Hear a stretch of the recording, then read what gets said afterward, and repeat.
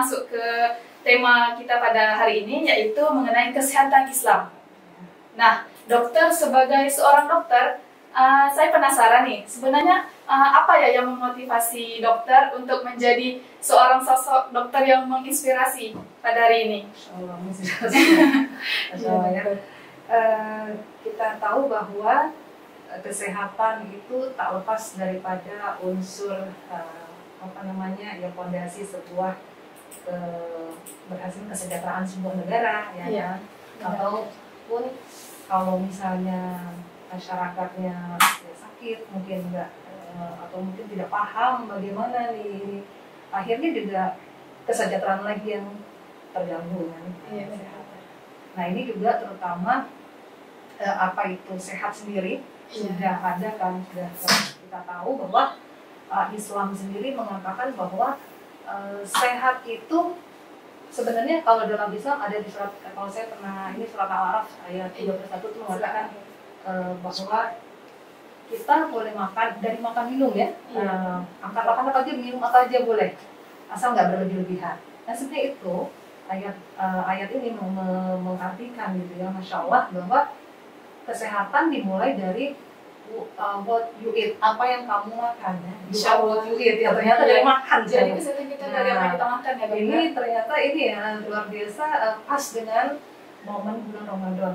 Ramadan sekarang kita sama-sama sedang berpuasa, artinya kita diajak gitu ya oleh Allah hanya 1 tahun sekali untuk merefresh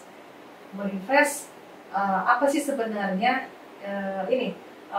sehat itu seperti apa gitu, pola, berbagai pola kita di-refresh, dievaluasi, bahkan ini merenung gitu ya. Kita bisa sehat kalau kita mengetahui pola makan kita. Jadi kan kalau siang itu kan makan ya, makan, minum, diatur. Kita berpuasa, yang tadinya sesuka hati, mungkin kapan aja, sekarang berubah waktunya. Mulai dari udah nggak makan lagi dari subuh sampai dengan maghrib. Itu kan berarti merubah pola, mengevaluasi, merefresh kembali. Kemudian juga kalau pada bulan Ramadan ini yang kita ingat, yang kita mungkin sadari juga, kita sadari sehat tadi ya, pola tadi, qiyamnya ya, malam harinya seperti apa ya, dan sebagainya. Jadi itu yang kadang-kadang yang membuat seorang dokter juga bisa menginspirasi dengan tadi sehat secara merubah pola, terutama sekarang nih di bulan Ramadan ini, pola tadi. Ya, jadi sebenarnya pada bulan Ramadan ini mungkin kita bisa mengubah kembali ya pola makan, mungkin pola makan yang tidak mengikut aturan yang sepatutnya, atau waktunya, karena kan kita sadari bahwa ketika di luar Ramadan mungkin kita makan juga tidak tepat waktu, kita makan apa yang kita suka tanpa kita tahu bahwa sebenarnya makan itu juga mempunyai polanya, mempunyai aturannya tersendiri ya dokter ya. Kemudian tadi dokter telah jelaskan juga mengenai kepentingan berpuasa bagi kesehatan umat Islam. Kemudian sebenarnya sejauh mana pentingnya untuk kita nih sebagai umat Islam nih menjaga kesehatan diri kita? Mungkin bukan hanya kesehatan secara jasmani ya, mungkin secara rohani dan sebagainya dokter. Itu gimana? Jadi kalau tadi kan sehat menurut Islam itu sebenarnya bukan hanya hati juga ya, tapi juga tadi badan, ya kan? Sesuai dengan syariat, kita mesti ikut apa saja yang diajarkan. Kemudian juga sehat tadi menurut WHO dalam bidang kesehatan itu harus ada keseimbangan. Keseimbangan jadi ya antara bukan saja fisik, tetapi bagaimana emosi, spiritualnya. Nah, artinya juga dengan bulan Ramadan ini pola qiyamnya ada, pola diamnya ada. Jadi bukan fisiknya aja yang di refresh, tapi bagaimana kita juga mengatur secara emosional, gitu ya. Tadi gitu kira-kira seperti itu. Apa tadi pertanyaan manfaatnya ya? Iya, seberapa penting sebenarnya kita? Ya penting banget. Penting banget karena dengan menjaga kesehatan tadi, jadi nggak semata-merta menjaga kesehatan itu tidak mengikuti polanya. Susah loh. Makanya kenapa kalau kita pikir Ramadan itu 30 hari. 30 hari ditambah nanti Syawal 6 hari. Karena itu ada pola juga. Pola untuk menjadi sehat itu kan terbentuk karena kebiasaan. Nah, seseorang, jadi Allah sudah mengatur gitu ya. Ketika kita bisa merubah pola makannya tadi, itu akan bisa menjadi habit, kebiasaan. Jadi yang penting tapi tadi dengan keyakinan. Jadi punya makna deh. Subhanallah, pokoknya bulan Ramadan ini sarana banget ya bagi kita untuk bagaimana menjaga kesehatan. Penting untuk menjadi sarana perbaikan kesehatan. Masya Allah ya teman-teman sahabat Palestina.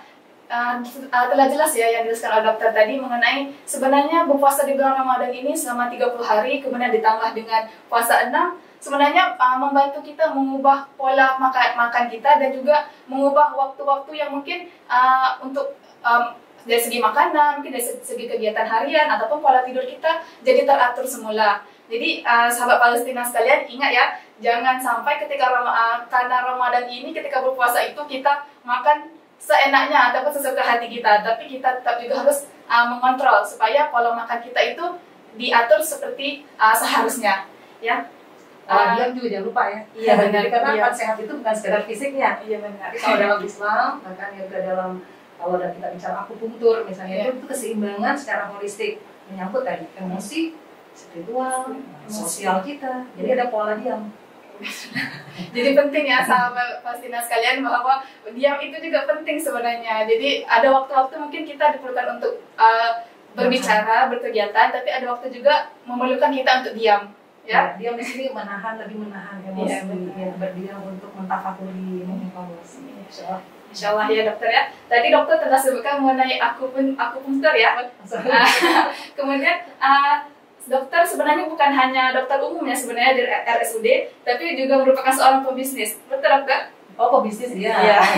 Karena dokter juga merupakan owner ya bagi Nora Medica. Nah itu gimana sebenarnya dokter membagi waktu atau membagi waktu terutama dari segi waktu istirahat dokter dalam melaksanakan kegiatan pekerjaan profesional yaitu sebagai dokter itu sendiri dengan menjadi seorang pebisnis itu gimana dokter? Itu pertanyaan yang menarik.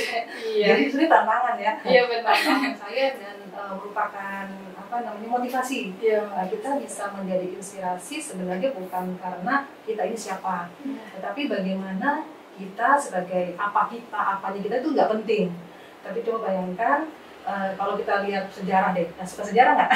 Suka ya? Sejarah masa lalu. Sejarah masa lalu, sejarah masa lalu. Kalau kita lihat sejarah itu kan bahwa ilmu kedokteran tadi kan dihubungkan dengan ini ya, dengan bisnis, dengan apapun. Tetapi kesehatan sendiri sudah ada sejak zaman Rasulullah kan, Rasulullah SAW. Bahkan Rasulullah SAW itu bukan seorang dokter, betul? Tetapi beliau menjadi inspirasi bagi kita semua yang pakar kesehatan. Bahkan pakar-pakar kesehatan pada zaman kejayaan Islam itu bahwa Rasulullah pernah mengatakan bahwa ada penyakit ada juga obatnya. Nah ini jadi inspirasi.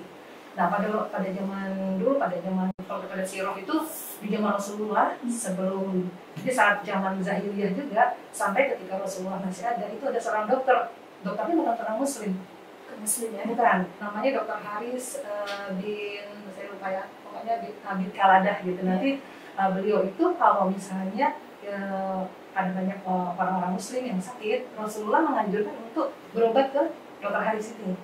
Nah, kemudian anaknya beliau juga itu jadi dokter dan pada zaman Rasulullah bukan saja di bidang kesehatannya kan kita lihat kan, tetapi juga bagaimana diajarkan seorang wanita juga bisa bisnis. Jadi menjadi dokter juga itu melayani, tapi juga ekonomi itu juga kalau misalnya tidak sehat masyarakatnya, ekonomi juga nggak bisa tegak gitu.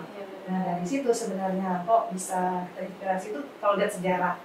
Kalau kita buka lagi sejarah, kemudian di zaman Khulafaur Rasyidin setelah Rasulullah itu juga kan mulai antara pelayanan ekonomi itu sudah ada kan di betul-betul oleh Umar bin Khattab pada zaman Abu Bakar Siddiq itu kita menjadi inspirasi lah bagi kita semua. Jadi nggak bisa cuma melayani menjadi seorang dokter, mungkin kira-kira seperti itu. Nah itu kalau sejarah. Nah tambah lagi nih, kalau bicara sejarah ya, kan kita tahu nih ya bahwa bapak kedokteran modern ya siapa ya? Ibnu Sina ya. Nah, Ibnu Sina kan lahir pada apa yang namanya kekuasaan Bani Abbasiyah ya. Nah, beliau yang menginspirasi juga bahwa beliau bukan seorang ahli kedokteran loh, tapi juga seorang filsafat dan juga seorang pebisnis. Nah, itu kalau kita baca sejarah tadi jadi pertanyaannya, kok iya sih seorang dokter juga berbisnis? Ya karena banyak banget gitu yang bisa diambil gitu ya dari sejarah-sejarah sejak zaman Rasulullah sampai dengan para sahabat, Khulafaur Rasyidin, jadi bisa juga zaman Bani Umayyah, kan keren banget ya. Golden age-nya kita itu kan perkembangan kesehatan itu pada zaman Umayyah, kemudian Abbasiyah gitu. Nah, Masya Allah gitu. Itu sih. Kalau bicara sejarah ya panjang ya. Masya Allah. Saya sebenarnya nggak nyangka juga nih dokter. Rupanya dokter ini sangat suka ya dengan sejarah, terutama sejarah Islam. Dengan sejarah masa lalu. Masa lalu ya. Iya dokter. Jadi Masya Allah ya dokter. Sebenarnya yang menginspirasi dokter itu untuk melakukan bisnis juga itu dari segi sejarah sendiri ya. Sejarah. Bagaimana dari segi sejarah yang itu juga mengajarkan kita bahwa kita bukan hanya fokus ke sesuatu pekerjaan, namun banyak hal-hal lain yang juga kita bisa lakukan. Jadi bukan hanya menjadi seorang dokter saja, namun bisa juga menjadi pebisnis dan lainnya. Karena tadi sehat itu kan holistik ya, kesehatan itu dari segi aspeknya tuh luas ya. Kalau misalnya fisiknya sehat tetapi nggak sejahtera, benar nggak? Atau misalnya ekonominya morat-marit, dia terganggu juga. Sosialnya juga misalnya nggak sehat, atau mungkin tadi ekonominya kasihan. Nah, ini yang menginspirasi kita bahwa kesehatan penting, tapi tidak satu sisi fisik saja, tapi juga yang lainnya. Saya juga pernah membaca nih dokter mengenai satu kata bahwa menjaga kesehatan sebelum sakit itu adalah lebih baik daripada kita mengobatinya ketika sakit. Jadi betapa pentingnya sebenarnya kita menjaga kesehatan, dan seperti yang dokter jelaskan tadi juga bahwa kesehatan itu bukan hanya kesehatan fisik ya, tapi luas cakupannya secara holistik ya dokter. Iya, betul sekali. Iya. Kemudian ini dokter, saya juga sebenarnya saya pertama kali ya ketemu sama dokter. Tapi sebelumnya sebenarnya saya sering dengar nama dokter Sandra Nora. Ini pertama kali juga sebenarnya ketemu sama dokter. Saya dengar banyak cerita-cerita menarik dan cerita-cerita yang menginspirasi mengenai dokter. Kemudian saya juga mendengar bahwa dokter merupakan seorang aktivis sosial ya dokter. Dokter juga selain menjadi dokter, aktif juga di kegiatan sosial. Supaya sehat tadi ya? Iya. Jadi dokternya juga mesti sehat ya, mengamalkan. Iya. Itu gimana dokter? Sebenarnya apa yang membuatkan dokter bisa aktif di kegiatan sosial, terutamanya berbagi bersama orang yang kurang mampu dokter? Nah, itu balik lagi tadi apa namanya, bagaimana pola tadi kita juga cara mungkin kalau di saat Ramadan ini semuanya ya, saya rasa juga bukan seorang dokter saja, tetapi ada politisi, ada misalnya ya benar-benar pengusaha yang hari-harinya sebagai pengusaha atau ibu rumah tangga, guru gitu kan, dan lain sebagainya. Itu bahwa yang namanya aktivitas apapun kita tetap untuk menjaga keseimbangan tadi, kita juga harus memperhatikan aspek sosial yang tadi, aspek sosial, sehingga ketika kita bergaul, kita juga memberi, kita sharing. Yang ini saya lakukan, saya senang sekali dengan KNRP. Ada salah satu bentuk bagaimana kita juga merefresh jadi tadi kesehatan secara ya mungkin mengingatkan ya ilmunya gitu kan, merefresh kembali dari segi bertemu dengan Mbak Feby yang tadinya belum kenal, sekarang sama-sama dengan tim KNRP yang lain kita ketemu. Jadi awet muda ya jadinya. Karena kalau kita bicara tentang sel, nah nanti kita bisa ngebahas ada hubungannya di bersosialisasi, atau kita bersama sering berbagi ya, itu akan menyehatkan sel yang ada di dalam tubuh kita. Masya Allah, rupanya menyehatkan ya sel yang ada di tubuh kita. Nah, jadi ingat nih sahabat Palestina sekalian, jadi dengan kita berbagi bersama orang lain, rupanya dapat menyehatkan sel yang ada dalam tubuh kita. Jadi ingat ya, utamanya kita nih sebagai generasi milenial nih, jangan lupa gencarkan amal ibadah kita dan juga gencarkan usaha kita dalam berbagi bersama orang lain, terutamanya orang yang kurang mampu. Ya. Jadi kalau mau berbagi juga harus sahabat KNRP mesti juga berbisnis ya. Iya. Karena banyak berbaginya. Masya Allah.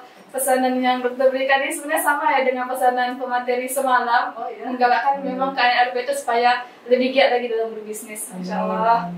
Hanya penting ya dokter ya berbisnis ini ya dalam sebagai umat Islam. Insya Allah, karena tadi dengan kita berbisnis kita mempunyai kelebihan rezeki, bukan hanya mungkin rezeki, tetapi tadi hubungan kita dengan sesama ya orang lain gitu kan, itu akan menyehatkan. Ya Allah, Masya Allah. Saya pas dengar apa yang dokter sampaikan itu sebenarnya sangat gimana ya, mungkin merefleksi diri saya sendiri bahwa sebenarnya kita bukan gimana ya, dari tadi dokter jelaskan mengenai pentingnya kesehatan, kemudian dibawa ke bisnis, mengenai pentingnya berbagi kepada orang lain, bagaimana hubungannya dengan kesehatan kita, dengan serta di Allah memang sangat menginspirasi ya dokter ya.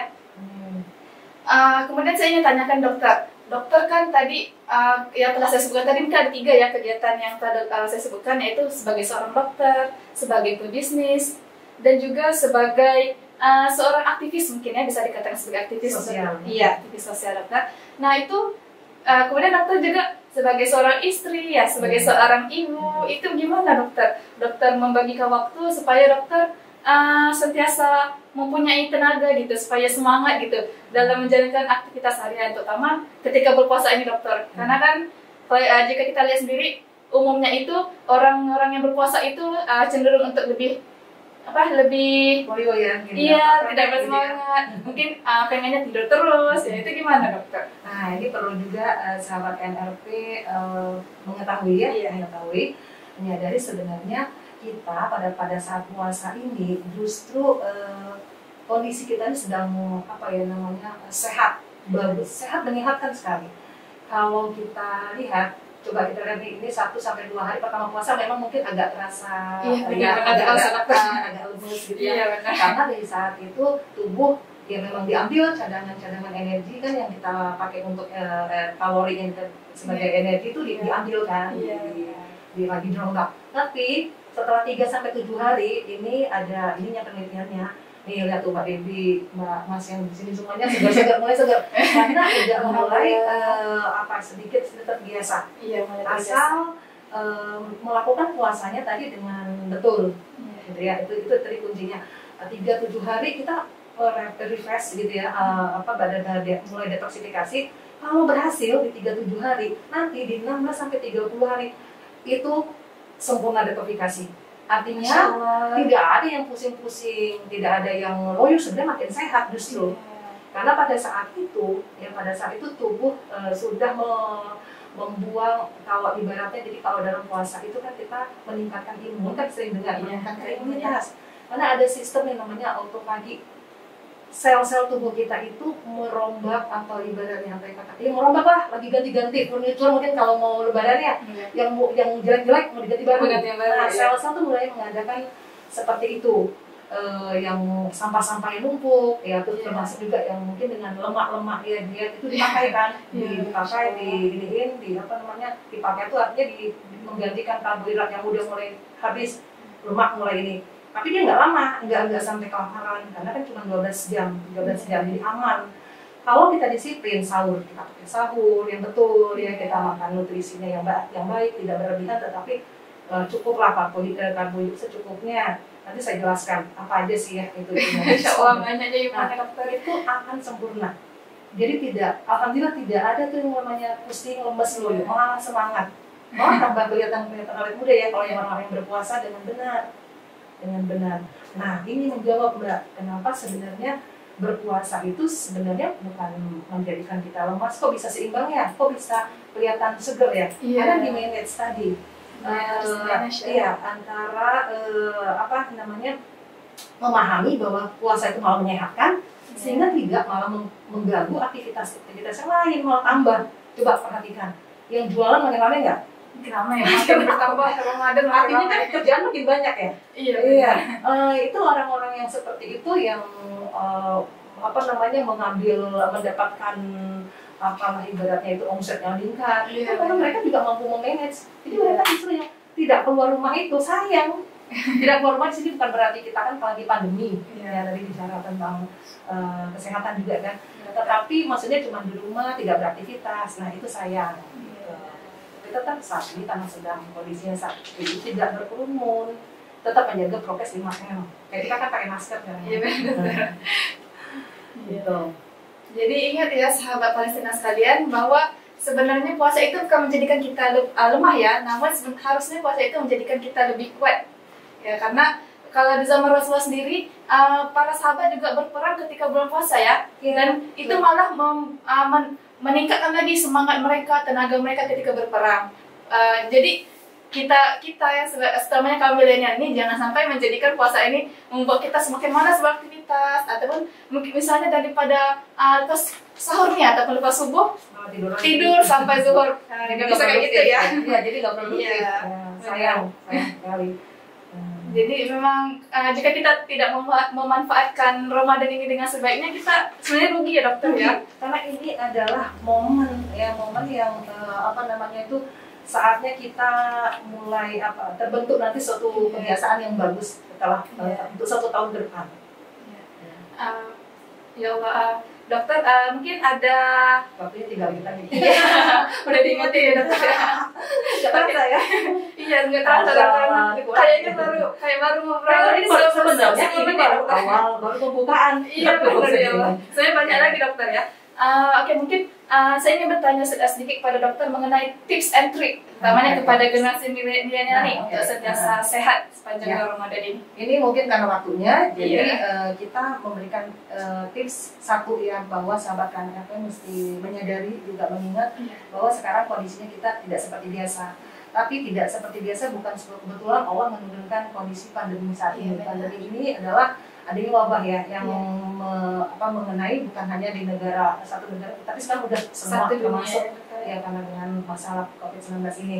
Nah, artinya juga di dalam kita lihat sejarah gitu bahwa saat ada wabah, ya Pak Un pernah dengar waktu ketika Umar bin Khattab sedang pergi ke Syam, ada tahun itu sempat terjadi nih. Jadi akhirnya tidak pergi ke daerah itu ada di hadis kita baca bahwa ketika ada wabah kita betul-betul menjaga karena ini berpengaruh dengan kesehatan. Nah makanya tetap dengan prokes 5M-nya jangan kasih kendor. Nah kemudian untuk milenial ya itu lagi kita mulai mengevaluasi lagi pola siamnya ya, pola qiyam, pola diam dan pola pikir. Bagaimana kita pasti sehat ya ketika kita berpuasa. Tadi dengan cara ingatlah membawa makan dan minum silahkan, tetapi tidak berlebihan. Kesehatan dimulai dari makan, minum, apa yang kita makan, minum, apa yang kita pikirkan juga, ya gitu. Kemudian lagi mungkin tipsnya adalah tadi selain pola kita juga harus menyadari juga selalu mengulang-ulang bahwa menjaga kesehatan adalah hal yang paling fundamental, tapi bukan berarti dengan keadaan sekarang ya kita sedang berpuasa dan sedang pandemi kita tidak produktif atau kita diam aja di rumah ya.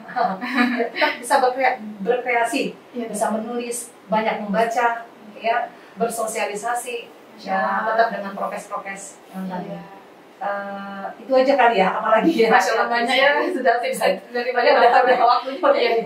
Jadi ingat ya teman-teman di Facebook, YouTube, Instagram, dan di mana juga Anda berada, bahwa penting ya untuk kita menjaga kesehatan ini karena itu merupakan fundamental ya dokter dalam diri, utamanya kita sebagai mahasiswa.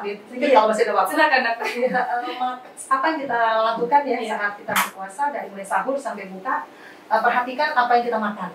Karbohidrat adalah sumber kalori energi yang baik, tetapi juga pilihlah makanan-makanan satu yang mungkin lebih kompleks karbohidratnya atau banyak seratnya, yang minum makan sayur-sayuran, banyak minum air putih, ya tidak makan lemak, karena kalau kita banyak makan lemak, padahal sekarang tubuh sedang detoksifikasi, sama aja, apalagi nanti di 2 minggu terakhir udah mulai mau lebaran, makanya banyak akhirnya yang pada saat lebaran rumah sakit penuh IGD-nya.